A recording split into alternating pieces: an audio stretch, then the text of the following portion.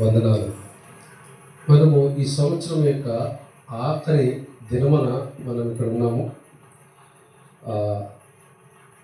ఎంతో సంతోషకరమైనటువంటి దినాలుగా మనం పరిగణించాలి. ఎందుకంటే దేవుడు ఈ సంవత్సర కాలం అంతా కూడా తన రెక్కల చాటున మనం భద్రపరిచి అనేకమైనటువంటి ఆపదల్లో నుంచి, అనేకమైనటువంటి ఇబ్బందుల్లో నుంచి, కష్టాల్లో నుంచి కేవలము తన కృపచేతే మనల్ని కాపాడుతూ భద్రపరుస్తూ సజీవ లెక్కలో మనల్ని ఉంచినందుకు, అది కూడా ప్రాముఖ్యంగా ఆయన సన్నిధిలో మనం కూడుకుని ఆయనతో సహవాసం చేసే విధంగా గడపడానికి ఆయన ఇచ్చినటువంటి యోగ్యతను బట్టి దేవునికి సమస్త మహిమ ఘనత ప్రభావములు చెందునుగాక. నాకు కూడా ఎంతో సంతోషంగా ఉంది. చాలా రోజుల తర్వాత ప్రకాష్ గారిని ముఖాముఖిగా చూడటం. మీలో చాలామందికి తెలియదు కానీ ప్రకాష్ గారు చేస్తున్నటువంటి ఆర్గనైజేషన్లోనే నేను కూడా జాబ్ చేస్తున్నాను. 2003 జనవరి నుంచి నేను ఎప్పుడైతే దాంట్లో జాయిన్ అయ్యానో, తర్వాత కరుణా ద్వారా తెలిసింది ప్రకాష్ గారు కూడా దాంట్లో చేస్తున్నారని వెంటనే కాల్ చేసినప్పుడు కొన్ని విషయాలు మాట్లాడుకోవడం జరిగింది. ఇది కేవలము తను వడ్డీ ముక్కలకి నాకంటే సీనియర్, తర్వాత నేను చేస్తున్నటువంటి కంపెనీలో కూడా నాకంటే సీనియర్. తను ఈరోజు మన మధ్యలో ఉండడం ఎంతో సంతోషం. Welcome sir. Thank you very much for coming. ఉదయకాల సమయంలో దేవుడు మన కొరకు ఏర్పరచబడినటువంటి వాక్య భాగాన్ని మనం చదువుకుందాం. యెహోషువ గ్రంథము 24వ అధ్యాయము. యెహోషువ గ్రంథము 24వ అధ్యాయము 1 నుంచి 15 వచనాలు అందరము జాగ్రత్తగా పరిశీలిస్తూ చదువుకుందాం. యెహోషువ గ్రంథము 24వ అధ్యాయము 1 నుంచి 15 వచనాలు. మధ్యలో కొన్ని ప్రశ్నలు అడుగుతాను కాబట్టి మీరు చదివేటటువంటి వాక్య భాగాన్ని చాలా జాగ్రత్తగా, నెమ్మదిగా, అర్థమయ్యే రీతిగా చదవండి. మీకు 5 నిమిషాలు టైం ఇవ్వబడుతుంది.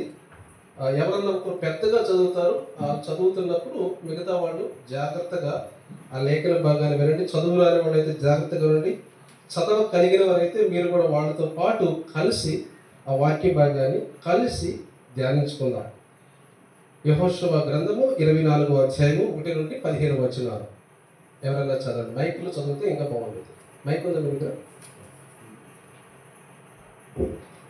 యెహోషువ ఇశ్రాయేలు గోత్రముల శకెములో పోగు చేసి. ఒక్క నిమిషం ఆగమ్మా, ఏదో ప్రాబ్లం ఉంది. హలో.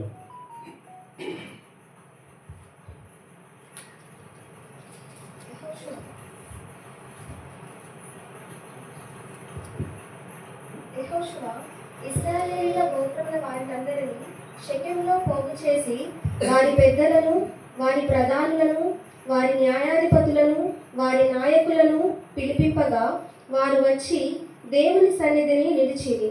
యెహోషువ జనులందరితో ఇట్లనెను: ఇశ్రాయేలీయుల దేవుడైన యెహోవా చెప్పునదేమనగా, ఆది కాలము నుండి మీ పితరులు అనగా అబ్రహాముకును నాహోరుకును తండ్రి అయిన తెరహు కుటుంబీకులు నది యూఫ్రటీసు అద్దరిని నివసించి ఇతర దేవతలను పూజించిరి.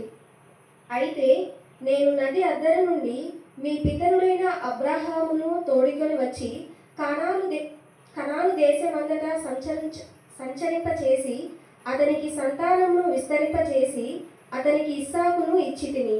ఇస్సాకునకు నేను యాకోబు ఏశావులనిచ్చితిని. సేయీరు మన్యములను స్వాధీనపరుచుకున్నట్లు వాటిని ఏశావుకిచ్చితిని. యాకోబును అతని కుమారులను ఐగుప్తులోనికి దిగిపోయిరి. తరువాత నేను మోషే అహరోనులను పంపి దాని మధ్యను నేను చేసిన క్రియల వలన ఐగుప్తీయులను హతము చేసి మిమ్మును వెలుపలికి రప్పించితిని. నేను ఐగుప్తిలో నుండి మీ తండ్రులను రప్పించినప్పుడు మీరు సముద్రము వద్దకు రాగా ఐగుప్తీయులు రథములతోనూ రౌతులతోనూ మీ తండ్రులను ఎర్ర సముద్రం వరకు తరిమిరి. వారు యెహోవాకు మొరపెట్టినప్పుడు ఆయన మీకును ఐగుప్తీయులకును మధ్య చీకటి కల్పించి సముద్రమును వారి మీదికి రప్పించి వారిని ముంచివేసెను. ఐగుప్తు దేశములో నేను చేసిన దానిని మీరు కన్నులారా చూచితిరి. అటు తరువాత మీరు బహుదినములు అరణ్యములో నివసించితిరి. యోర్దాను అద్దరిని నివసించిన అమోరీయుల దేశములకు నేను మిమ్మల్ని రప్పించినప్పుడు వారు మీతో యుద్ధము చేయగా నేను మీ చేతికి వారిని అప్పగించితిని. మీరు వారి దేశమును స్వాధీనపరచుకొంటిరి. వారు మీ ఎదుట నిలవకుండా వారిని నశింపచేసితిని.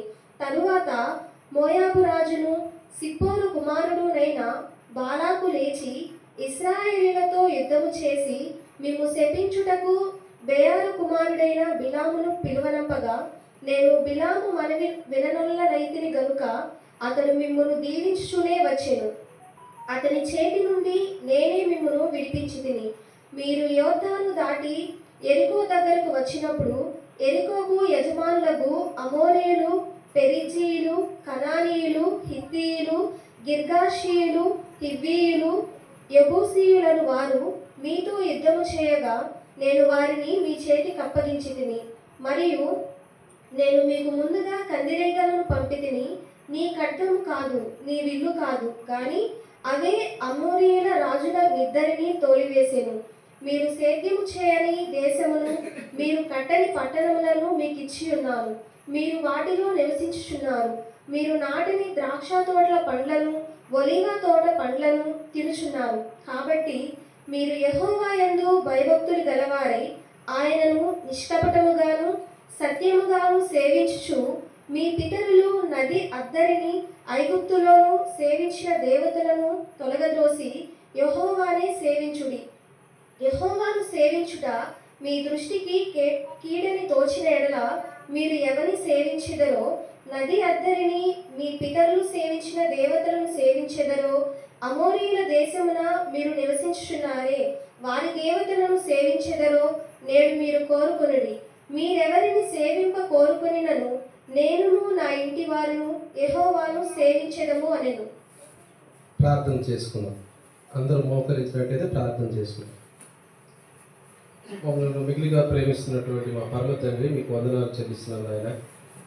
ఆయన ఈ సంవత్సరం మొత్తము ప్రభా ఆయన మీ రెక్కల చాటున మమ్మల్ని భద్రపరిచారు నాయన.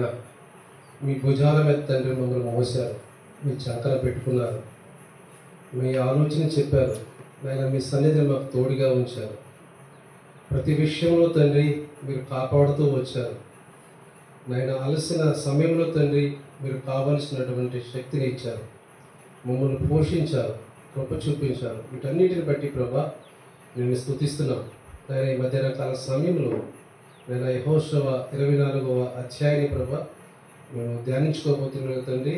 మీరు మాతో మాట్లాడండి నాయన. ఈ యొక్క సంవత్సరం యొక్క చివరి గడియలో తండ్రి నాయన మీ వాకుతో తండ్రి మమ్మల్ని తృప్తిపరచండి నాయన. మా జీవితానికి సరిపోయినటువంటి శ్రేష్టమైనటువంటి వాక్కు ద్వారా తండ్రి మీరు మమ్మల్ని తృప్తిపరచమని యేసుక్రీస్తు నామమున అడిగి వేడుకుంటున్నాం తండ్రి, ఆమేన్.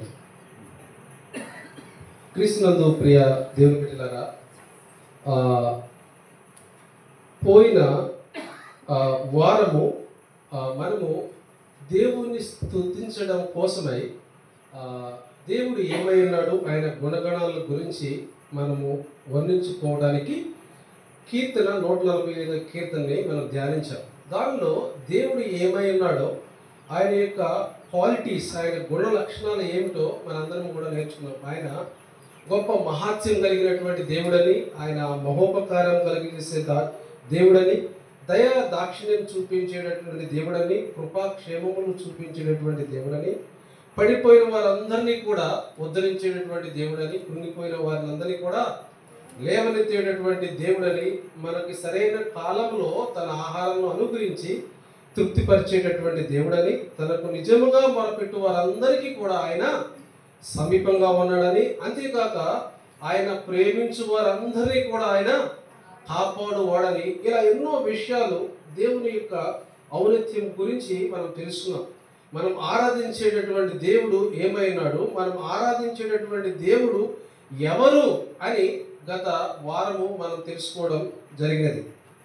ఈ యొక్క సమయంలో ఈ సంవత్సరం యొక్క చివరి గడిలో మనం ఉన్నాము కనుక ఈరోజు కూడా ఈ యొక్క చదవబడినటువంటి వాక్య భాగంలో నేను పోయినసారి చెప్పినట్లుగా మనం ఎప్పుడైనా సరే దేవుని యొక్క వాక్యం మనం ధ్యానిస్తున్నప్పుడు చదువుతున్నప్పుడు దేవుని స్తుతించడానికి, దేవుని ఆరాధించడానికి, దేవుడు చేసినటువంటి మేలుని తలపోసుకోవడానికి, దేవుని కొనియాడడానికి ఏమైనా లేఖన భాగాలు ఏమైనా ఉన్నాయా అని మనం ఎప్పుడైనా ఆలోచించాలి. ఈ యొక్క చదవబడినటువంటి వాక్య భాగంలో చూసినట్లయితే ఇక మధ్యాహ్న కాల సమయంలో దేవుణ్ణి స్తుతించడానికి, దేవుడు ఏమైతే తన పిల్లల పట్ల చేయగలడో, దేవుడు ఉద్దేశించినటువంటి కార్యాలు తన పిల్లల జీవితంలో ఏ విధంగా చేయగలడని 7 విషయాలు చెప్పడానికి నేను ప్రయత్నం చేస్తాను.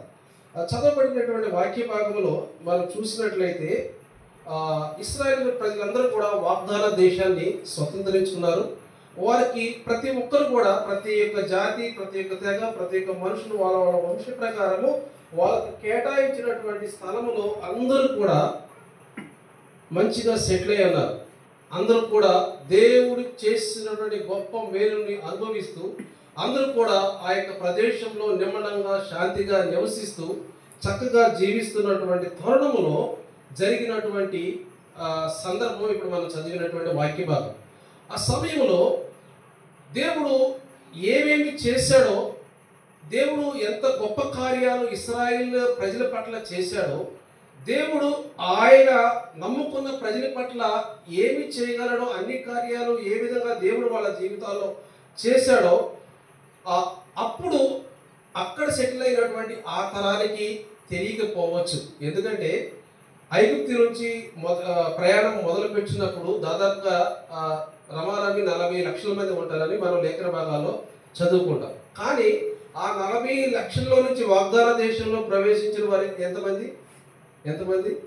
కేవలము 2 మాత్రమే, యెహోషువ, కాలేబు. కాబట్టి దేవుడు వారి జీవితాల్లో ఏమేమి కార్యాలు చేశాడో, వారు ఆరాధిస్తున్నటువంటి దేవుడు, ఏ దేవుడైతే తన బాహుబలం చేత అనేకులని అరణ్యంలో పోషించుకుంటూ అనేకమైనటువంటి శత్రు సమూహాల నుంచి కాపాడుకుంటూ వచ్చాడో, ఈ విషయాలన్నీ అక్కడ ఉన్నటువంటి ప్రజలు మర్చిపోయి దేవుని విడిచి ఎక్కడైనా తప్పిపోతారేమోనని గ్రహించినటువంటి ఆత్మీయత కలిగినటువంటి ఆత్మీయ నాయకుడైనటువంటి యెహోషువ గారు వాళ్ళ పెద్దలందరినీ కూడా వారి గోత్రములందరినీ కూడా షేకెములో పోగు చేసి వారి పెద్దలను, వారి ప్రధానులను, వారి న్యాయాధిపతులను, వారి నాయకులను ఎవరిని కూడా విడిచిపెట్టల.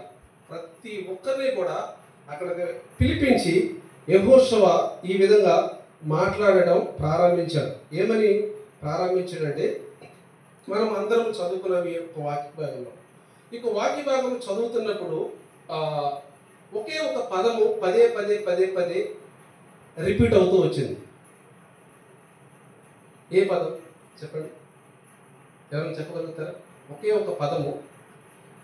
మనం 15 వచనాలు చదివాం కదా, తెలుగు బైబిల్ అయితే దాదాపుగా 12 సార్లు ఆ యొక్క పదము రిపీట్ అవుతూ వచ్చింది, మరలా మెన్షన్ చేయబడుతూ వచ్చింది. ఇంగ్లీష్ బైబిల్ అయితే దాదాపు 16 సార్లు ఉండేది.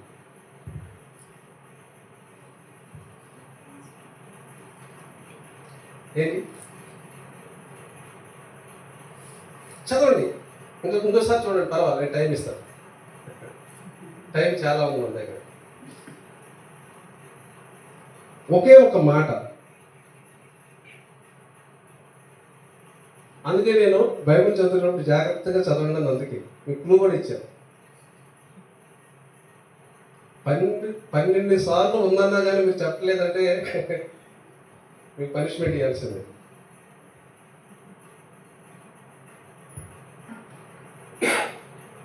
మీరే చెప్పాలని నాశపడుతున్నాను, ఎందుకంటే వాక్యాన్ని జాగ్రత్తగా గమనించాలి. మీరు తొందరగా చెప్పి ముగించి వెళ్ళిపోగలరు, కానీ మీరు చెప్పాలి. నేను వెయిట్ చేస్తాను.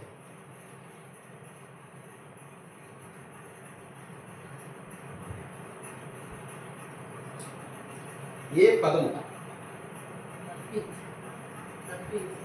రప్పించి ఈజ్ ద రాంగ్ ఆన్సర్. కాదు, రెండే రెండు పదాలు.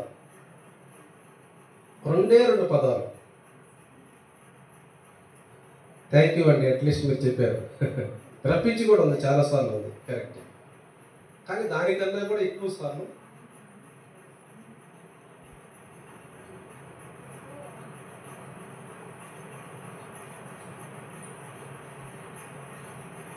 చాలా ఈజీ. రెండే రెండు అక్షరాలు.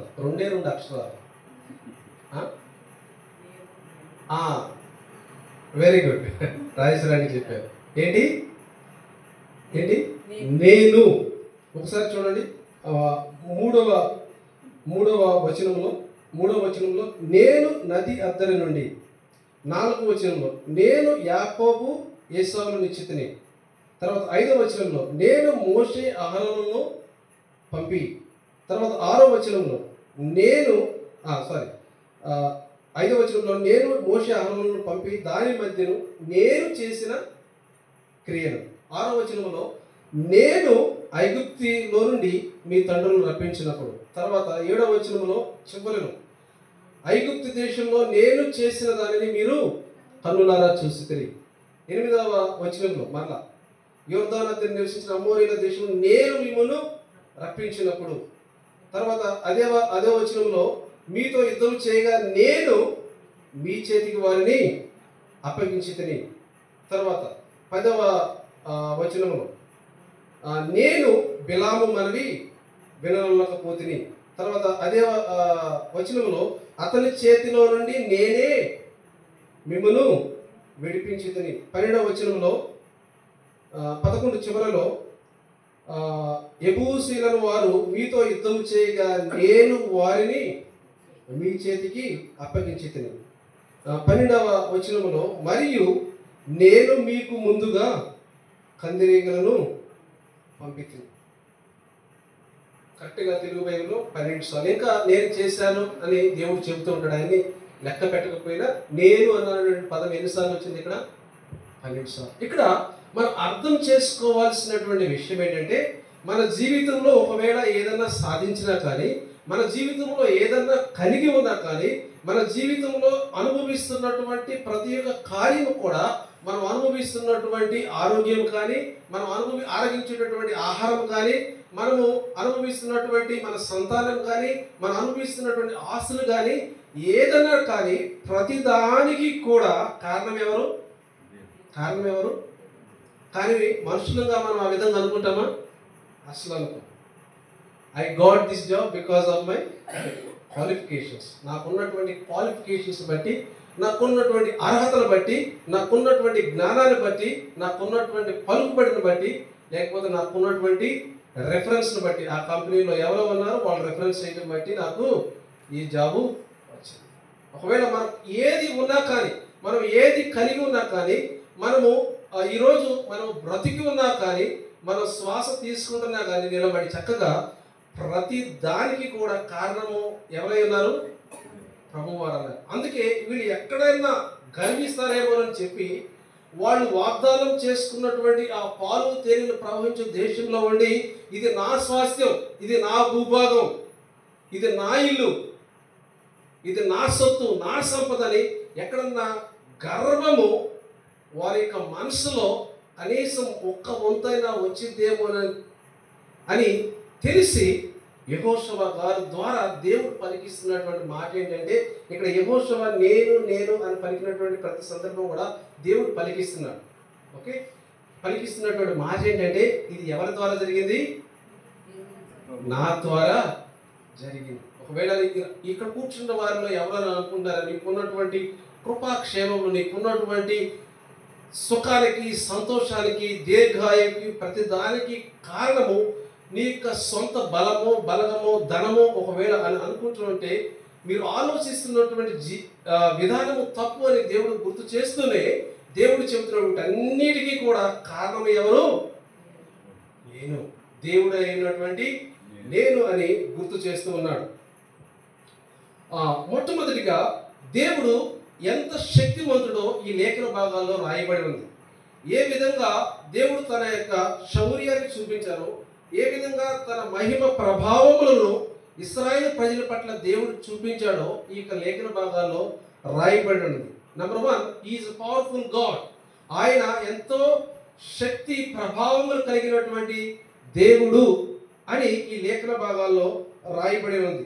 ఎలాగంట చూడండి, 5వ వచనంలో ఉంది, తరువాత మోషే అహరోనును పంపి దాని మధ్యను నేను చేసిన చూసిక క్రియలను వలన ఐగుప్తులను హతము చేసి మిమ్మలను వెలుపలికి రప్పించని. అదేవిధంగా చాలా వచన భాగాల్లో తన యొక్క శౌర్యాన్ని గురించి, తన యొక్క పరాక్రమం గురించి, తన యొక్క శక్తిని గురించి ఈ లేఖన భాగాల్లో దేవుడు వివరించినట్లుగా మనము చూస్తూ ఉంటాము. ఖడ్గము చేత కాక కందిరీగల చేత శత్రువుని హతము చేయగలిగినటువంటి దేవుడు మన ఆరాధించేటటువంటి దేవుడు. ఏ నీళ్ళలో అయితే ఐగుప్తులు నడిచారో అదే నీళ్ళలో శత్రు సమూహాన్ని ముంచివేయగలిగినటువంటి సమర్థుడు మన దేవుడు అని ఈ యొక్క మధ్యాహ్న కాల సమయంలో దేవుడు మనకి జ్ఞాపకం చేస్తూ వస్తూ ఉన్నాడు. కాబట్టి ఆయన యొక్క ఏ విషయాల్లో దేవుడు తన పరాక్రమ కార్యం చేత, ఏ విషయాల్లో తన శక్తి చేత, ఏ విషయాల్లో దేవుడు తన యొక్క కృపను చూపించి, తన యొక్క శక్తిని చూపించి ఈ సంవత్సరం మొత్తం మనం నడిపించడం జ్ఞాపకం చేసుకుని దేవుని ఆరాధించబద్ధమై ఉన్నాము. మన యొక్క శక్తి కాదు, అందుకే శక్తి చేత కాదు, బలము చేత కాదు, నా ఆత్మ ద్వారే కార్యం చేస్తానని చెప్పినటువంటి దేవుడు మన దేవుడు. అలాంటి దేవుడు కాబట్టి ప్రభువా, నా జీవితంలో ఏదైనా బలమైనటువంటి కారణము, ఏదైనా నా జీవితంలో గొప్ప కార్యం జరిగిందంటే కొన్నిసార్లు అలాంటి కార్యాలు తలపెట్టడానికి, అలాంటి వ్యక్తులని ఎదుర్కోవడానికి, అలాంటి ప్లేసులకు వెళ్ళడానికి మనకు శక్తి చాలదు. కానీ దేవుడు ఏం చేస్తాడు, తన యొక్క శక్తిని మనలో నింపి మన ద్వారా దేవుడు కార్యాలు చేస్తూ ఉంటాడు. మీకు ఒక సాక్ష్యం కూడా నేను చెప్పినట్టు గుర్తు. ఆగస్టు నెలలో మా చర్చిలో 3 వ్యక్తులని ఒరిస్సాలో కరియర్ రోడ్ అనేటటువంటి ప్రాంతంలో అరెస్ట్ చేశారు. అరెస్ట్ చేసినటువంటి వ్యక్తి ఎవరంటే బీజేపీ ఎంపీ, బీజేపీ పార్టీ యొక్క ఎంపీ అరెస్ట్. దేవుని యొక్క సువార్త ప్రకటిస్తున్నారు, మత మార్పిడి చేస్తున్నారు అనేటువంటి నెపంతో వారిని చెరసాలలో వేసి, చెరసాలలో ఉన్నటువంటి ఆ యొక్క నాయకులందరికీ కూడా, పోలీస్ డిపార్ట్మెంట్ అందరికీ కూడా, ఎస్పీ నుంచి కింద అందరికీ కూడా అతను ఆజ్ఞ జారీ చేశాడు. ఎవరన్నా వచ్చి వీళ్ళకి సపోర్ట్ చేస్తే వాళ్ళ మీద కూడా ఎఫ్ఐఆర్ రాశాడు. ఎవరన్నా వచ్చి వీళ్ళకి సపోర్టివ్గా మాట్లాడితే వాళ్ళని కూడా తీసుకొచ్చి జైల్లో పెట్టమని ఆజ్ఞ ఇచ్చాడు. అదొకటి. రెండోది, అక్కడ ఉన్నటువంటి బార్ కౌన్సిల్, అక్కడ ఉన్నటువంటి లాయర్ అసోసియేషన్కి ఆ యొక్క ప్రెసిడెంట్ కూడా, అతను ఈ ఎంపీ ఇద్దరు కూడా స్నేహితులు.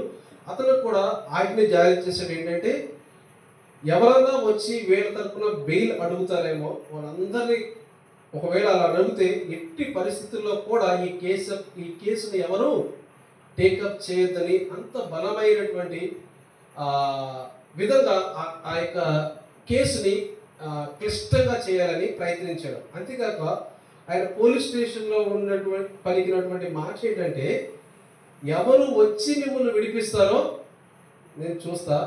ఆయన పలికినటువంటి ప్రాముఖ్యమైనటువంటి మాట ఏంటంటే, ఏ దేవుడునైతే మీరు సేవిస్తున్నారో ఆ దేవుడు వచ్చినా సరే విడిపించలేడు అని చేశారు. అది ఆగస్టు నెల. ఎప్పుడైతే ఈ విషయం తెలిసిందో దేవుడు ఎంతో భారాన్ని ఇచ్చాడు నాకు. ఎందుకంటే ఆయన ఎవరిని ఎగతాళి చేశాడు?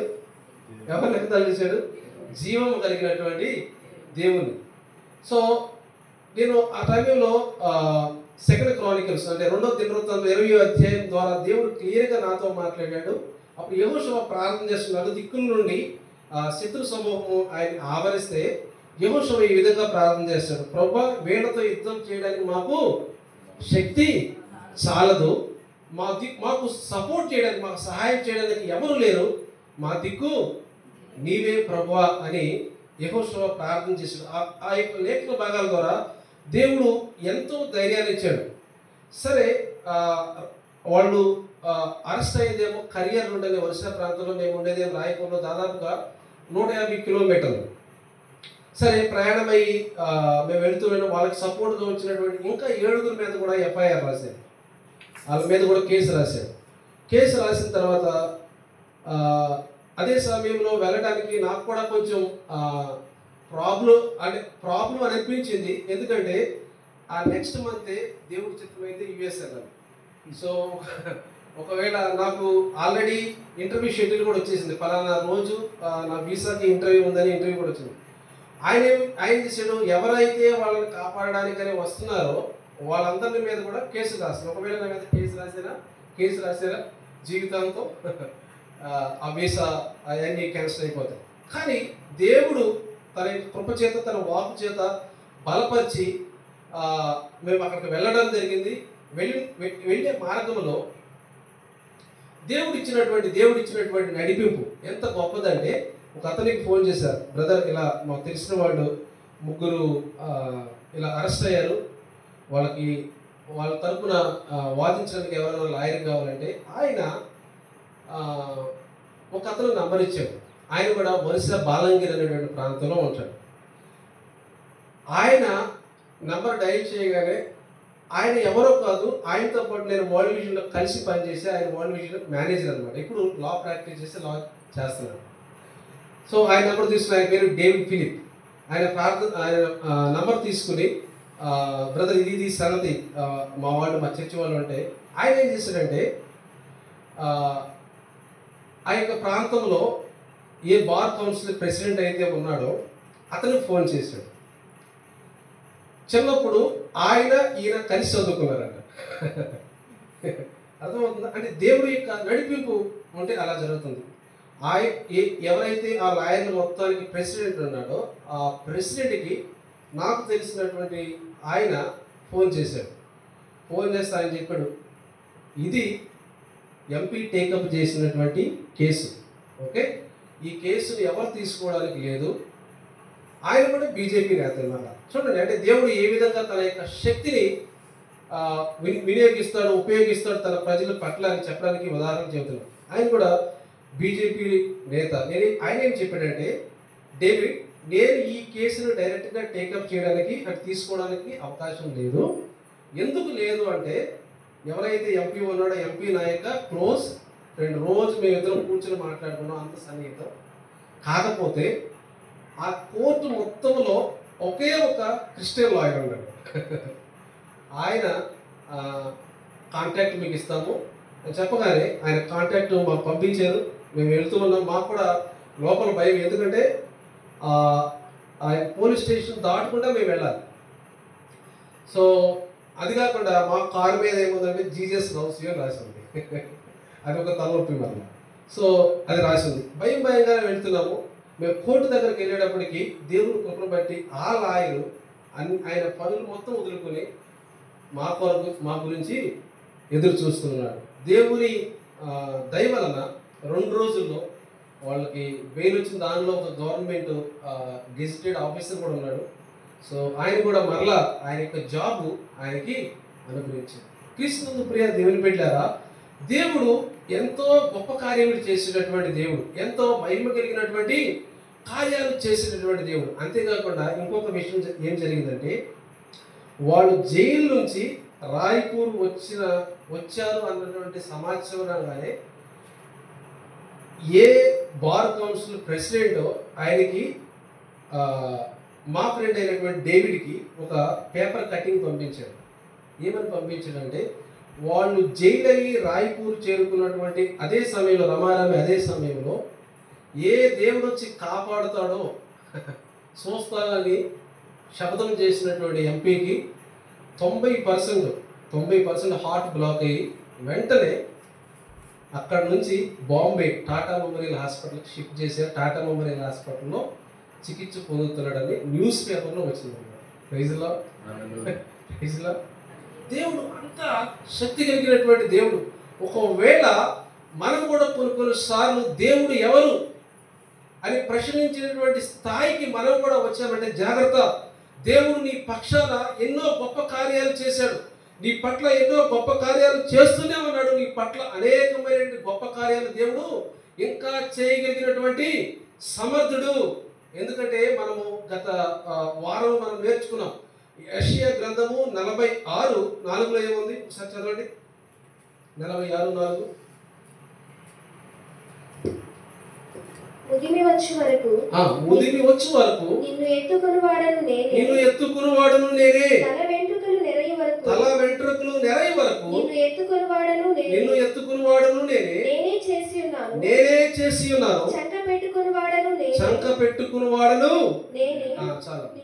ఎప్పటి వరకు ఎత్తుకుంటానంటున్నాడు? ఎప్పటి వరకు? ముదిమి వచ్చే వరకు. ముదిమి అంటే ఎన్ని సంవత్సరాలు? 30 సంవత్సరాలకు వచ్చేసిందా? ఎన్ని సంవత్సరాలకు వచ్చేది ముదిమి? రెండో విషయం, ఆయన ఏం చేస్తానంటున్నాడు? ఎత్తుకుంటాను అన్నాడు. ఎత్తుకుంటే మనం ఎక్కడ ఉంటాం? ఆయన భుజాల మీద ఉన్నాం. ఇప్పుడు మనం ఎక్కడ ఉన్నాం? మన భారం మోసేది ఎవరు? మన చింతను మోసేది ఎవరు?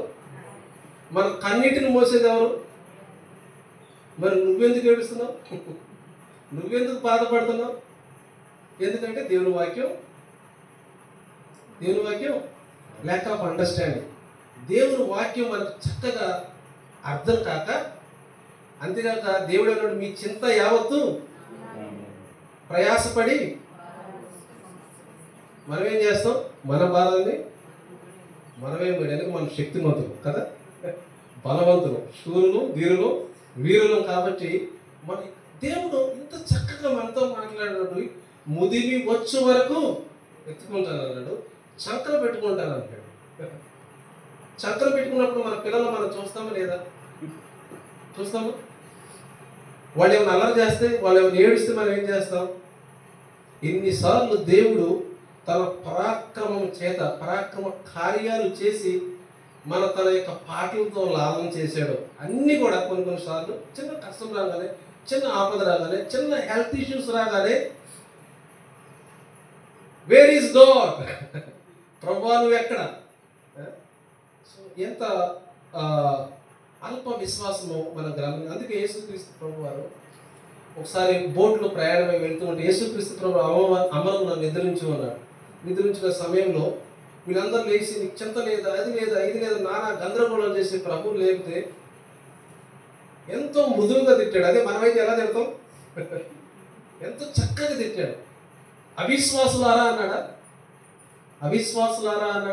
అల్ప విశ్వాసులారా అన్నాడు. You people of little faith అని ఇంగ్లీష్లో ఉంటుంది. ఓకే, మీరు విశ్వాసులే కానీ మీ విశ్వాసాన్ని పరిపూర్ణంగా మీరు ఉపయోగించట్లేదు అని చెప్పారు. కాబట్టి దేవుడు ఎంత పరాక్రముడో, ఎంత పరాక్రమ కార్యములు చేయగలిగిన వాడో మనము గుర్తెరగాలి. నెంబర్ 1. రెండవది, ఆయన ప్రెసెన్స్, ఆయన యొక్క సన్నిధి వారికి అన్ని సమయాల్లో తోడుగా వెళ్తున్నట్లుగా బైబిల్ గ్రంథంలో మనం చూడగలం. ఐగుప్తు నుంచి వాళ్ళు విడిపించినప్పటి నుంచి కూడా దేవుని సన్నిధి ఉన్నదా లేదా? పగలు మేఘస్తంభంగా, రాత్రి అగ్ని స్తంభముగా, అన్ని విషయాల్లో వాళ్ళకు ముందుగా ఈ విషయాన్ని ఎవరు గ్రహించారంటే మోషే గారు గ్రహించారు. ఆత్మీయుడు కాబట్టి ఆత్మీయ సంబంధాల పట్ల, విషయాల పట్ల ఆసక్తి కలిగిన వాడు కాబట్టి ఆ దేవుని గురించి ఎంతో దేవుని గురించి మంచి అవగాహన ఉన్నటువంటి వాడు గురించి దేవుని స్వయంగా దగ్గరుంచి దేవుని సన్నిధిని అనుభవించిన వాడు కాబట్టి అంటాడు, ఏమంటాడంటే, నీ సన్నిధి నాకు తోడుగా రాకపోతే నేను వెళ్ళనయ్యా. నీ సన్నిధి రావాలి, నువ్వు రావాలి, అంతే. నువ్వు వస్తేనే నేను అడుగు వేస్తాను. దేవుని సన్నిధి లేకుండా ఈ సంవత్సరం మొత్తం అనేకమైనటువంటి ప్రాంతాలకు మనం ప్రయాణం చేసేవేమో. దేవుని సన్నిధిని లేకుండా, తీసుకువెళ్ళకుండా అనేకమైనటువంటి నిర్ణయాలు మనం తీసుకున్నామేమో. దేవుని సన్నిధి లేకుండా అనేకమైనటువంటి సంబంధాలు మనం కలిగి ఉన్నామేమో. దేవుడు గుర్తు చేస్తున్నటువంటి విషయం ఏంటంటే, మన జీవితంలో అనేకమైనటువంటి దేవుని చిత్తానుసారమైనటువంటి మేలుని మనం అనుభవించే వారిలాగా మనం ఉండాలి అంటే దేవుడి సన్నిధిని మనతో ఉండాలి. ఎవరి జీవితంలో అయితే దేవుని సన్నిధి లేకుండా నిర్ణయాలు తీసుకుంటారో, ఎవరి జీవితంలో అయితే దేవుని చిత్తం లేకుండా నిర్ణయాలు తీసుకుంటారో వారి జీవితాలు గలిబిలేనట్టుగా బైబిల్లోనే అనేకమైనటువంటి ఉదాహరణలు మనకు కనపడుతూ ఉంటాయి. చిన్న కష్టం రాగానే నిర్ణయం తీసుకోవడం, చిన్న బాధ రాగానే నిర్ణయం తీసుకోవడం, దేవుని దగ్గర కౌన్సిలింగ్ తీసుకోవడం లేదు, దేవుని దగ్గర పర్మిషన్ తీసుకోవడం లేదు, ప్రభువా నువ్వు వస్తున్నావా రావటం లేదని వాక్యపు వెలుగులో నిర్ణయం తీసుకోవడం కాదు. డబ్బు ఉంది కదా అని కొనేసేయడం, బలం ఉంది కదా అని చేసేయడం, అహంకారం ఉంది ఏది ఉంటే అది మన ఇష్టానుసారంగా చేస్తే అది మనకు క్షేమము కాదు. దేవుడు సన్నిధి రాని కార్యము ఏదైనా సరే మనకు క్షేమము కాదు అని దేవుడు మనకి గుర్తు చేస్తూ ఉన్నాడు. ఒకవేళ దేవుని సన్నిధితో లేకుండా మన నిర్ణయాలు కానీ, మన తలపులు కానీ, మన ప్రయాణాలు కానీ ఏమైనా ఉంటున్నాయేమో ఒకసారి జ్ఞాపకం చేసుకోండి. అలాగ చేసి నష్టపోయింటే తప్పకుండా ఆ నష్టం నుంచి ఎంతో కొంత నేర్చుకుని ఆత్మీయత కలిగి దేవుని యొక్క వెలుగులో ప్రభువా నీవు నాతో రాయా, నీవు నాతో వస్తే నాకు క్షేమం అని దేవుని అడుగుదాం. వారిని దేవుడి సన్నిధి వాళ్ళతో తోడుగా ఉండి ఎన్నో కార్యాలు చేసినట్లుగా బైబిల్ గ్రంథంలో మనం చూస్తూ ఉంటాం. మూడవదిగా దేవుని యొక్క ప్రొటెక్షన్. మొట్టమొదటిగా ఏం నేర్చుకున్నాం? Is a powerful God. ఆయన మహా శక్తి ప్రభావం కలిగినటువంటి దేవుడు అని నేర్చుకున్నాం. రెండవది ప్రెసెన్స్. ఆయన సన్నిధి వారికి తోడుగా వెళ్ళి అన్ని విషయాలలో నడిపించినట్లుగా చూస్తూ ఉన్నాం. ఎన్ని గొప్ప గొప్ప కార్యాలు చేశాడు. దాదాపు 12 సార్లు అక్కడ నేను నేను నేను అంటే 12 సార్లు కూడా వాళ్ళు అడుగుపెట్టే ప్రతి స్టెప్కి ముందుగా దేవుని యొక్క సన్నిధి వారికి తోడుగా వెళ్ళి వారి పక్షాన కార్యాలు చేశారు. కాబట్టి వారు అంత గొప్ప వాగ్దాన దేశాన్ని స్వతంత్రించుకోగలిగారు. మనము కూడా దేవుని యొక్క బలముతో దేవుని యొక్క సన్నిధితో మనము కూడా ప్రయాణం చేయగలిగితే దేవుడు మన జీవితాల్లో కూడా గొప్ప మేలులు చేయడానికి సిద్ధంగా ఉన్నాడు. మూడవదిగా దేవుడి యొక్క కాపుదల. ఏ విధంగా దేవుడు వారిని కాపాడాడో చూద్దాం. ఒకవేళ కందిరీగలే తీసుకుందాం. కందిరీగలు ఇప్పుడు ఇక్కడ తేనెటీగలు వచ్చాయనుకోండి, నన్ను ఒక్కడే కొడతాయి, మీ అందరిని కూడా కొడతాయి, అందరూ కొడతాయి. దానికి ఏ భేదం లేదు, ఏ మతం లేదు, ఆడా మగాని తేడా కూడా ఏది లేదు. కానీ చూడండి, అంత గొప్ప లక్షల మంది సమూహం ఉన్నారు, కానీ కందిరీగలు పుట్టి కొంతమంది లక్షల మంది సైన్యం వాడు కళ్ళెద్దరి చచ్చిపోతుంది. వీళ్ళు దేవుని యొక్క కాపుదలని రుచి చూసినట్టుగా బైబిల్ గ్రంథంలో మనము చూస్తూ ఉంటాం. కాబట్టి చూడండి ఎంత అద్భుతమైనటువంటి దేవుడు. మనము ఇంకా ఐగుప్తు దేశం నుండి తీసుకొచ్చే సమయంలో 10 తెగులు కూడా దేవుడు రప్పించినప్పుడు ఏ విధంగా వాళ్ళలో కప్పలు ఉంటే వీళ్ళు మాత్రం చక్కగా, వాళ్ళలో పురుగులు ఉంటే వీళ్ళు మాత్రం చక్కగా ఎంత కొంత గొప్ప కార్యాలు చేశాడో దేవుడు నీ పట్ల. అందుకే మనం కీర్తన 145 చదువుకున్నాం కదా, తను ప్రేమించు వారందరినీ కూడా. ఒకసారి చదవండి ఆ వాక్య భాగం. కీర్తన 145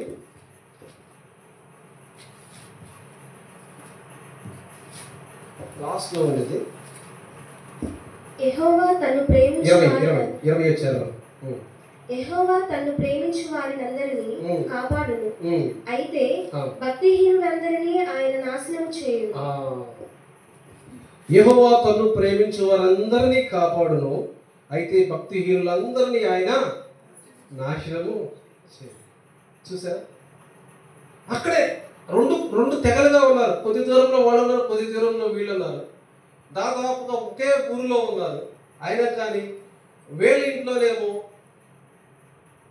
తెగులతో బాధపడుతుంటే వీళ్ళు మాత్రం సంతోషంగా దేవుని యొక్క కాపుదలని, దేవుని యొక్క ప్రొటెక్షన్ని అనుభవించినట్టుగా మనం చూస్తూ ఉంటాం. వాళ్ళ కుటుంబాలలో మొదటి తొలిసూరి సంతతి అందరూ చచ్చిపోతుంది. వీళ్ళ కుటుంబంలో ఏమయ్యారు? వీళ్ళ కుటుంబంలో ఏమయ్యారు? అందరూ కూడా కాపాడబడినారు. వేరువేరు ఊర్లో ఉంటున్నారా? వేరువేరు పట్టణాల్లో ఉంటున్నారా? లేదు, ఒకే చోట నివసించారు. కానీ ఐగుప్తుల్లో తొలిచూరి సంతం అందరూ కూడా చచ్చిపోతుంటే ఇశ్రాయేలు ప్రజలు మాత్రం కాపాడారు. ఎవరి యొక్క కాపుదల? కేవలము దేవుని యొక్క కాపుదలే అని ఈ మధ్య కాల సమయంలో దేవుడు గుర్తు చేస్తున్నాడు. తర్వాత నాలుగవదిగా ఆయన ప్రొవైడర్గా ఉన్నాడు, సహాయకుడిగా ఉన్నాడు. 40 లక్షల మందిని 40 సంవత్సరాల పాటు 40 సంవత్సరాల పాటు పోషించాలి, నడిపించాలి, వాళ్ళకి దాహాలు తీర్చాలి.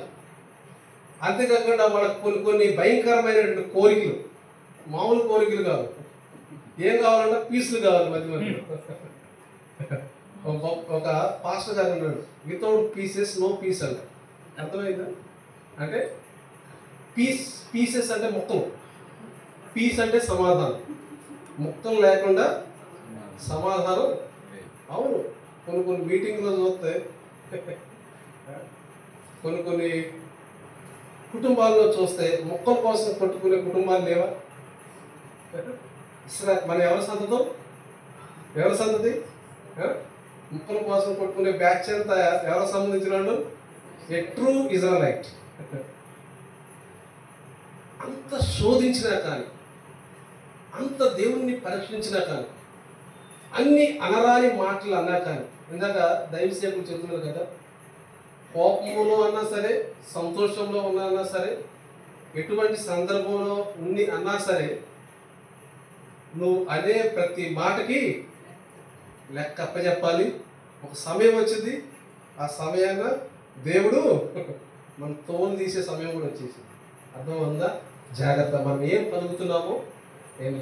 వాళ్ళు చూడండి, ఈ బహు భయంకరంగా దేవుణ్ణి వాళ్ళు శోధిస్తే, దీర్ఘశాంతుడు, సహనం కలిగినటువంటి దేవుడు, ఓర్పు కలిగినటువంటి దేవుడే. ఎందుకో తెలియదు కానీ వీళ్ళందరినీ చంపేనే నిర్ణయం తీసుకున్నారని బైబిల్లో ఉంది. అంటే అంతగా దేవుని పరీక్షించారు, అంతగా తమ మాటల చేత దేవుని యొక్క హృదయాన్ని. కొంతమంది ఉంటారు ఎక్స్పర్ట్స్, వాళ్ళు కత్తి తీసుకుని డాక్టర్ లాగా కోయాల్సిన అవసరం వాళ్ళకు ఉండదు. వాళ్ళు మాటలతోనే ఒక గుండె ఏంటి, ఒక కాలు ఏంటి, ఒక చెయ్యి ఏంటి, వాళ్ళు మాట్లాడే మాటలు వేస్తే ఒళ్ళు మొత్తం హోరం అయిపోయింది. కొంతమంది ఎక్స్పర్ట్స్ ఉంటారు, ప్రైజ్ లార్డ్. వాళ్ళ గురించి కాదు. జాగ్రత్త ప్రియులారా. ఒకవేళ మనం దేవుణ్ణి బాధ పెట్టేటటువంటి విధంగా మాట్లాడుతున్నామా, ఒకవేళ మనకు నిజంగా లేఖనాలు తెలిస్తే మనం ఆ విధంగా ప్రవర్తించం, ఆ విధంగా మాట్లాడడం. ఎందుకంటే నేను ఏ విధంగా తయారు చేయబడ్డాను? నేను ఎవరి స్వరూపంలో తయారు చేయబడ్డాను? దేవుని స్వరూపంలో. పాప ఏ స్వరూపంలో తయారు చేయబడింది? ఎవరి స్వరూపంలో? ఒక వ్యక్తి ఒక దేవుని స్వరూపంలో చేయబడినటువంటి వ్యక్తి ఇంకొక దేవుని స్వరూపంలో చేయబడినటువంటి వ్యక్తిని అనరాని మాటలు, అనరాని విధంగా నువ్వు దూషిస్తూ, అనరాని విధంగా నువ్వు పలుకుతున్నావంటే ఎవరిని నువ్వు దూషిస్తున్నట్టు? ఇండైరెక్ట్గా ఎవరిని దూషిస్తున్నట్టు? దేవుణ్ణి దూషిస్తున్నట్టు కదా. ఇంత ఇంకిత జ్ఞానం కూడా లేకుండా, ఇంత వివేచన కూడా లేకుండా ఏ విధంగా మనం ఇతరుల్ని ప్రేమించుకున్నాం? దేవుడే స్వయంగా వాగ్దానం ఇచ్చాడు కదా, ఆజ్ఞ ఇచ్చాడు కదా, నిన్ను వలే నీ పొరుగు వారిని ప్రేమించు. ఏ విధంగా మన ఇతరుల్ని మనం కించపరిచే విధంగా మనము మాట్లాడగలుగుతున్నాం? ఒకవేళ 2024 సంవత్సరంలో దేవునికి వ్యతిరేకంగా, దేవుని ప్రజలకు వ్యతిరేకంగా, దేవుని దాసులు కొంతమంది, ఓకే, మీరు చెప్పే మెసేజ్లు, మేము చెప్పే మెసేజ్లు, ఎవరైనా ఇక్కడ నిలబడి చెప్పే మెసేజ్లు మీరు మార్కులు ఇవ్వడం, 5 మార్కులు, 4 మార్కులు, 3 మార్కులు. దేవుడి వాక్యం ఎవరు చెప్పినా కానీ, ఎంత తెలియని వాడు దేవుని వాక్యం చెప్పినా కానీ, ఏమన్నా దేవుడు నాతో మాట్లాడతాడా అనేటటువంటి ఆ యొక్క వివేచనతో మనం రాగలిగితే దేవుడు తప్పకుండా మాట్లాడతాం. కొన్నిసార్లు మనం మార్కులు చేస్తాం అక్కడ కూర్చొని. చూడండి ప్రియుగా, దేవునికి విరుద్ధంగా మనం ఒకవేళ ఈ విషయాల్లో ఒకవేళ తప్పిపోయింటే మన జీవితాన్ని సరి చేసుకుందాం. దేవుని యొక్క కాపుదలలోనికి మన అందరం కూడా వద్దాం. దేవుడు ఎంత సహాయుడో చూడండి. 145 కీర్తనలో ఉంది కదా, మీకు తగిన కాలం మందు ఆహారం ఇచ్చి తృప్తిపరుస్తున్నాడు మనం. అవునా కదా? ఒకప్పుడు ఇక్కడ కూర్చున్న వాళ్ళు మీకు పాత జ్ఞాపకాలు గుర్తుంటాయి. అందుకని ఎఫెసీ సంఘానికి పరిశుద్ధాత్మ దేవుడు రాస్తూ అంటాడు, మీ క్రియలను, మీ కార్యమును, మీ సహనములు అన్నిటిని కూడా నేను ఎరుగుదును, కానీ ఒక విషయంలో నీవు తప్పిపోయావు. ఏ విషయం అంటే, నీవు నీకు మొదటి ప్రేమను విడిచిపెట్టితివి. సరే జ్ఞాపకం చేసుకోండి. ఒక 50 సంవత్సరాల క్రితం పెద్దవాళ్ళు అయితే, ఒక 30 సంవత్సరాల క్రితం చిన్నవాళ్ళు అయితే, ఈరోజు మనము అనుభవిస్తున్నటువంటి ఈ యొక్క ఈవులన్నీ కూడా ఒకనాడు మనకు ఉన్నాయా? లేవు కదా. నేను కరోనా చెబితే అప్పుడప్పుడు ఏంటంటే ఆ రాళ్ళు బురదలో స్కూల్కి వెళ్ళేవాళ్ళు అని మీకు మీకు ప్రత్యేకంగా తెలుసు. కానీ ఈ రోజు కాలు కింద పెట్టకుండా వచ్చేటటువంటి రోడ్లు దేవుడు నీకు ఇచ్చాడు. ఎప్పుడన్నా ఆ రోడ్డును బట్టి దేవుడిని స్తుతించావా? ఎప్పుడన్నా స్తుతించావా దేవుడు? అబ్బే ఈ అవసరంలో మనకేం అవసరం, మనకు లేని దాని గురించి దేవుడికి కంప్లైంట్ చేయాలి. కానీ దేవుడు ఇచ్చిన దాన్ని బట్టి ఏ రోజు కూడా మనము ఆయనే సహాయకుడిగా ఉండి, ఆయనే పోషకుడిగా ఉండి, ఆయనే అన్నీ తానై చూసుకుని మనని ఈరోజు ఈ స్థితికి తీసుకొచ్చాడు కదా. అటువంటి దేవుని మనము స్తుతించబద్ధమైనాము అని దేవుడు మరలా గుర్తు చేస్తున్నాడు. మన పాత జీవితాన్ని కూడా గుర్తు చేస్తున్నాడు. ఆయన మన జీవితాల్లో ఏది చేశాడో అన్నిటిని జ్ఞాపకం చేస్తూ ఉన్నాడు. నేను చాలా రోజుల తర్వాత మా ఫ్రెండ్ని కలిస్తే చాలా రోజులు, దాదాపు 20 సంవత్సరాల తర్వాత కలిస్తే ఆయన 20 సంవత్సరాల నాటి జీవితం గుర్తు చేస్తున్నాడు. అరే నువ్వే కదా చినిగిపోయిన లాగులు వేసుకుని పుట్టుకుని వచ్చావు. 10వ తరగతి వరకు నాకు ప్యాంట్లు లేవు, ప్యాంట్ చేసుకోవాలి, ఎందుకంటే ఆ స్తోమత లేదు. కానీ ఈరోజు నేను ఏదన్నా కలిగి ఉన్నానంటే దేవుడు ఆయన నా జీవితంలో సహాయకుడుగా ఉన్నాడు కనుక, ఆయనే పోషకుడుగా ఉన్నాడు కనుక ఈరోజు ప్రతిదీ కూడా అనుభవించుకున్నాం. ఒకవేళ మీ జీవితంలో వాళ్ళకైతే ఈ మధ్యాహ్న కాల సమయంలో మనము దేవుణ్ణి స్తుతించే బద్దలం విన్నాము. ఆయన పరాక్రమశాలే కాదు, ఆయన యొక్క సన్నిధి మనకు ఉంచడమే కాదు, అంతేకాకుండా ఆయన కాపుదల మనకు ఉంచడమే కాదు, ఆయన సహాయకుగా కూడా మన జీవితంలో ఉంటూ సహాయం చేస్తూ ఉన్నాడు. తర్వాత 5వదిగా చూస్తే దేవుని యొక్క శాంతిని వారికి అనుగ్రహించినట్లుగా మనం అన్ని బాధలు అన్ని కూడా తాను భరించి వాళ్ళని సమృద్ధిగా అన్ని విషయాల్లో శాంతి సమాధానంతో ఉండినట్లుగా ఇశ్రాయేలు ప్రజల జీవితంలో మనం చూస్తూ ఉంటాం. అంతేకాకుండా 6వదిగా చూసినట్టయితే ఆయన ప్రామిస్ కీపర్.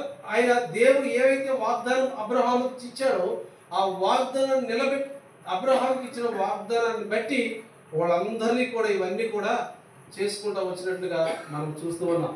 దేవుడు ఇచ్చినటువంటి వాగ్దానాలని మనం నిజంగా నమ్మాలనుకుంటాం. రేపటి దినాన ఈ రోజు రాత్రి కానీ దేవుడు ఒక ప్రత్యేకమైన వాగ్దానాలతో దేవుడు మనతో మాట్లాడబోతున్నాడు. అంతేకాకుండా సంఘం ద్వారా మాట్లాడబడుతున్నాడు, సేవకుల ద్వారా మాట్లాడబోతున్నాడు. అంతేకాక ఒక ప్రత్యేకమైనటువంటి వ్యక్తిగత వాగ్దానాలను కూడా దేవుడు మనకి ఇవ్వబోతున్నాడు. ఆ యొక్క వాగ్దానాలను నిజంగా మనము నమ్మగలుగుతున్నామా? ఆలోచించుకోండి. 2019 జనవరి 1వ తేదీన దేవుడు మాతో ఒక వాగ్దానాన్ని ఇచ్చి యెషయా గ్రంథం 35వ అధ్యాయం ద్వారా దేవుడు క్లియర్గా మాతో మాట్లాడు. అప్పటికే 2 అబార్షన్లు అయ్యి ఎంతో ఇబ్బంది పడుతున్న సమయంలో వాగ్దానం ఇచ్చాడు, మీకు గర్భఫలం అనుగ్రహిస్తాను. 3 విషయాల్లో దేవుడు మాట్లాడాడు. ఆ 3 విషయాల ద్వారా కూడా దేవుడు ఈరోజు చూసుకుంటే ఆ 3 విషయాలు దేవుడు తూచేటప్పుడు కూడా మాట్లాడాడు, నెరవేర్చాడు. అంతేకాకుండా ఆయన ఇచ్చినటువంటి ఏ వాగ్దానం కూడా మా జీవితంలో నిరర్ధకం చేసినట్లు మాకు గుర్తులేదు. దేవుడు నమ్మదగిన వాడు. ఆయన మాట ఇచ్చాడంటే మాటను తూచే తప్పకుండా చేస్తాడు. వాగ్దానం చేసినటువంటి దేవుడు నమ్మదగిన వాడు అని బైబిల్ సెలవిస్తుంది కనుక దేవుడు ఇచ్చినటువంటి వాగ్దానాన్ని నమ్మండి. ఆ వాగ్దానాన్ని బట్టి ప్రార్థించండి. ఎలాగ ప్రార్థించాలంటే జవాబు పొందుకునేంత వరకు. వాగ్దానం ఇచ్చింది ఎవరు? అయ్యగారా? ఎవరు ఇచ్చారు? దేవుడు ఇచ్చాడు. ఆ వాగ్దానం నెరవేర్చగలిగినటువంటి సమర్థుడు. నిజంగా తీసుకున్నటువంటి వాగ్దానాన్ని బట్టి మనం సంవత్సరం మొత్తం కూడా ప్రార్థించగలుగుతున్నాము. ఒకసారి ఆలోచన చేసుకోవాలి. అలా కానీ మనం చేయగలిగినట్లయితే, కొంతమంది సంవత్సరం చేస్తారు, ఒక సంవత్సరం నెల చేస్తారు, 2 నెలలు చేస్తారు, 3 నెలలు చేస్తారు, 4 నెలలు చేస్తారు, తర్వాత వదిలిపెట్టేస్తారు. అంతే కదా. అన్నం చూసారు. అన్న కూడా మీలాంటి స్త్రీ ఒక దేవుని సన్నిధిలో వచ్చి తన హృదయాన్ని మొత్తం కుమ్మరించేది. ఎప్పటి వరకు కుమ్మరించింది? జవాబు పొందుకున్నంత వరకు కూడా తమ పినిన్న అనరాని మాటలను ఆదరించవలసినటువంటి, అర్థం చేసుకోవలసినటువంటి, ఓదార్చవలసినటువంటి దైవ సేవకుడు కూడా ఏమంటాడు? త్రాగుబోతని నిందలేశాడు. అవునా కదా? అయినా కానీ పట్టు వదలకుండా దేవుని సన్నిధిలో ఓపిక పట్టి జవాబు పొందుకుని దేవుని సన్నిధికి బిడ్డను ఇచ్చినట్లుగా మనం అన్నా జీవితం మనం చూడగలుగుతాం. దేవుడు ఇచ్చినటువంటి వాగ్దానాలను మనం నమ్మగలుగుతున్నామా? అంతేకాకుండా is a prayer answering God. Promise కీపరే కాదు, వాగ్దానాలు ఇచ్చి నెరవేర్చేటటువంటి దేవుడే కాదు, మనం చేసేటటువంటి ప్రార్థనలకి జవాబులు దయచేసేటటువంటి దేవుడు. అందుకే గుర్తు చేస్తూ ఉంటాడు. ఇది చెప్పి ముగిస్తాను. 24:5 అంటాడు, తర్వాత నేను మోషే అహరోనును పంపి దాని మధ్యలో నేను చేసిన క్రియల వలన ఐగుప్తును అర్థం చేసి మిమ్మల్ని వెలికి రప్పించిన ఒక ఇన్సిడెంట్ మీకు గుర్తు చేసి నేను ముగిస్తాను. నిర్గమాకాండము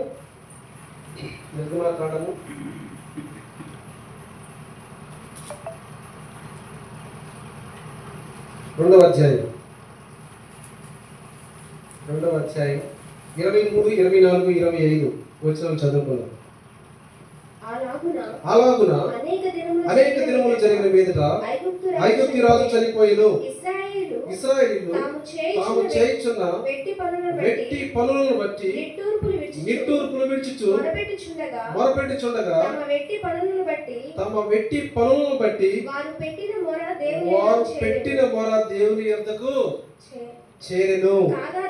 కాగా దేవుడు వారి మూలుగును విని అబ్రహాము ఇస్సాకు యాకోబులతో తాను చేసిన నిబంధనను జ్ఞాపకం చేసుకొనెను. దేవుడు ఇశ్రాయేలును చూచెను. దేవుడు వారి యందు ఎంత మంచి దేవుడు మనం ఆరాధించినటువంటి. ఏమైందో తెలియదు కానీ అనేక సంవత్సరాలు వారి దేవుడు ఐగుప్తీయులకి రాజు కింద దాసోహం చేసే విధంగా అనుమతించిన సమయంలో వాళ్ళంట ఏం చేశారంట, దేవునికి మొర పెట్టారంట. ఏడవడానికి కూడా శక్తి లేక మూలిగారంట. ఏం చేశారు? కొన్నిసార్లు మన జీవితంలో కూడా మనం అనుభవిస్తున్నటువంటి కష్టాల వల్ల, మనం అనుభవిస్తున్నటువంటి బాధల వల్ల, మనకు అనుభవిస్తున్నటువంటి శారీరక సమస్యల వల్ల ఏడ్చేటటువంటి శక్తి లేక మూలుగుతూ ఉంటాం. అమ్మ అయ్యా అని మూలుగుతూ ఉంటాం. మన దేవుడు ఎంత మంచి దేవుడు అంటే, నువ్వు పెట్టేటటువంటి మూలుగును కూడా హల్లెలూయా నువ్వు పెట్టేటటువంటి మూలుగును కూడా వినేటటువంటి దేవుడు. నీ ప్రార్థన లేక శక్తి లేక ప్రభువాని మూలుగుతున్నా కానీ నీ మూలుగును వినడానికి ఆయన సిద్ధంగా ఉన్నాడు. అవకాశం వచ్చినా కానీ, సందర్భం వచ్చినా కానీ ప్రార్థించడానికి అనేకమైనటువంటి దినములు నీకు అనుగ్రహించినప్పుడు కానీ ప్రార్థించకుండా, దేవుని సన్నిధిలో గడపకుండా, కనీసం మూలిగే స్థితిలో కూడా నువ్వు ఉండకుండా జీవించవేమో దేవుడు జ్ఞాపకం చేస్తున్నాడు. నువ్వు పెట్టేటటువంటి మూలుగును కూడా నేను వినడానికి సిద్ధంగా ఉన్నాను. ఒకవేళ నువ్వు ప్రభువాని పిలుస్తుడు, ఆయన ఏమవుతాడు? అక్కడే ఎంతో దూరం లేడు. మనం ఎక్కడున్నాము? ఆయన భుజాలుగా ఉన్నాం, ఆయన సంకలో ఉన్నాం. ఆయన ఏం కోరుకున్నాడు? ఒకటే కోరుకుంటాడు. ఉదయం అనే తలుపు దగ్గర తడుతున్నాడు కదా, ఆయన ఒక్కడే డోర్ ఓపెన్ చేయాలని. ప్రభువా, ఆ ఒక్క పిలుపు కానీ నువ్వు పిలిస్తే 2025 సంవత్సరంలో విజయవంతమైనటువంటి జీవితాలను జీవించవచ్చు. యేసుక్రీస్తు ప్రభుని ఎంత లాస్ట్ టైం కూడా చెప్పినట్టు నాకు గుర్తు, ఎంత ప్రేమ కలిగినటువంటి దేవుడు అంటే, ఆయన సొంత కుమారుడు గెత్సేమనే తోటలో ఏం చేస్తున్నాడు?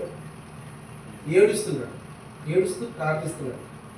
ఆయన ప్రార్థిస్తుంటేనట ఆయన చెమట బిందువులు ఏ విధంగా మారినాయి? రక్తంగా మారినాయని బైబిల్ గ్రంథంలో.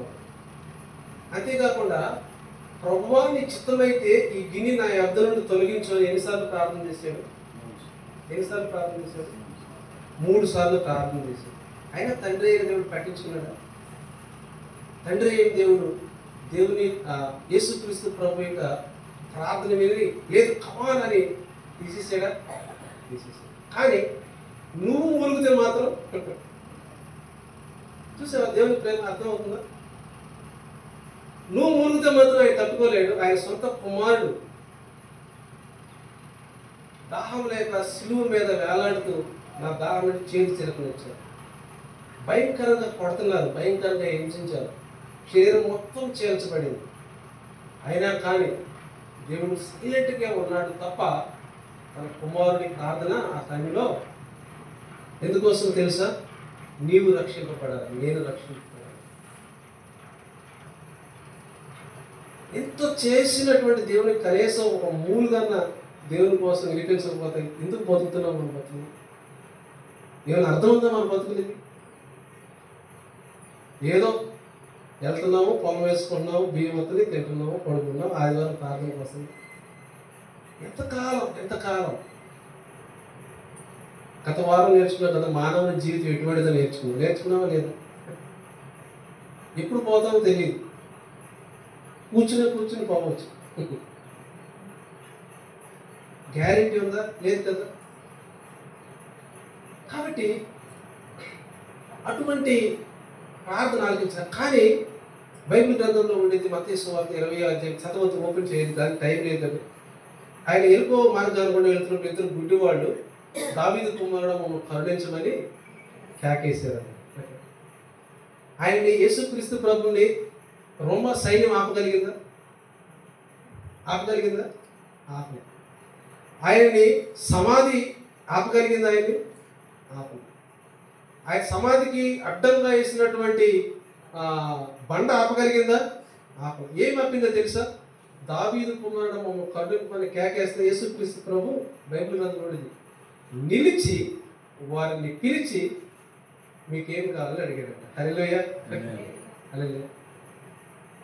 యేసు ప్రభు ఎప్పుడు నిలిచిపోవాలని నువ్వు కేకేస్తే చాలు, ప్రభువా అని మూలుగితే చాలు, నీ మూలుగులు విని నీ కన్నీటిని తుడడానికి ఆయన ఎల్లప్పుడూ కూడా సిద్ధంగా ఉన్నాడు. అంతేకాకుండా నీ మూలుగును పెట్టాడు. అంతేకాకుండా ఆయన చేసినటువంటి వాగ్దానాలను మరలా గుర్తు, అంటే ఆయన మర్చిపోయాడు కాదు, నువ్వు మూలిగేసిన ఒక్కసారి మూలిగిన ప్రతిసారి నీకు ఇచ్చినట్టు వాగ్దానాన్ని ఆయన గుర్తు చేసుకుంటాడు. అరే నా బిడ్డకి వాగ్దానం ఇచ్చాను కదా. కొన్నిసార్లు మన పిల్లలకి ఇచ్చినట్టు వాగ్దానం మనం మర్చిపోతాం కదా. ఆయన మర్చిపోడు, కానీ నీకు గుర్తుందా లేదా అని ఒక పరీక్ష చేస్తూ ఉంటాడు. నువ్వు మూలిక ఈ వాగ్దానం ఇచ్చాను నా జీవితంలో నెరవేర్చుకోవా, ఈ వాగ్దానం ఇచ్చాను కదా నా జీవితంలో నెరవేర్చుకోవా. మాట మీరు చెడ్డవారైంది, మీ పిల్లలకు మంచి ఇవ్వగా నేను ఎరిగి ఎడల మీరు అడిగిందని నేను ఇస్తాను కదా. దేవుడు చెప్పాడా లేదా? మరి మనం మౌనంగా ఎదుర్కొండాలి. అంతేకాకుండా ఆయన వాగ్దానము పూర్తి చేసుకోవడమే కాదు, 25 ఏముండిందంటే 2:25లో దేవుడు ఇశ్రాయేలును సూచన ఏముందంట? ఇశ్రాయేలును చూసింది. దేవుడు నేను చూస్తాను తప్పకుండా. నువ్వు మూలిగిన ప్రతిసారి, ఆయన వాగ్దానాన్ని గుర్తు చేసుకున్న ప్రతిసారి ఆయన చూస్తాడు. తర్వాత దేవుడు వారి యందు లక్ష్యం ఉంచాడు. ఒక్కవేళ కానీ ఇక్కడ కూర్చున్న వారిలో ఎవరు అందు కానీ దేవుడు లక్ష్యం ఇచ్చడానికి వాళ్ళ జీవితాలు మామూలుగా ఉండవు. దేవుడు చాలా మందిని బైబిల్ గ్రంథంలో లక్ష్యం ఇచ్చాడు. యేసోబును లక్ష్యం ఇచ్చాడు, తీసుకెళ్ళి ఎక్కడ కూర్చోబెట్టాడు? దావీదును లక్ష్యం ఇచ్చాడు, ఎక్కడ కూర్చోబెట్టాడు? దానియేలును లక్ష్యం ఇచ్చాడు. లక్ష్యం వచ్చిన ప్రతి ఒక్కరిని కూడా వాళ్ళకు ఒక లక్ష్యాలు ఇచ్చాడు. వాళ్ళ ద్వారా దేవుడు తన యొక్క లక్ష్యాలని, కాబట్టి దేవుడిని అడుగుతాం, ప్రభా నీ లక్ష్యంలో నేను కూడా ఉండేలాగా నా ఎందుకు లక్ష్యం ఉంచు ప్రభా, ఈ 2025 సంవత్సరంలో గొప్పగా నన్ను వాడుకో ప్రభాని దేవునికి మరలా చెబుతున్నా. మీకు ప్రార్థన చేసే ఓపిక లేకపోతే, కన్నీటి ప్రార్థన చేసే ఓపిక లేకపోతే, ఉపవాస ప్రార్థన కూడా చేసే ఓపిక లేకపోతే కనీసం ఏం చేయాలి? ఇక అది కూడా నేను చేయలేదు మా బాబు, నేనేం చేయలేదు. దేవునికి స్తోత్రం. దేవుడు తన వినికుడిలో ఈ వాక్య పదాన్ని దీవించుకుంటాడు.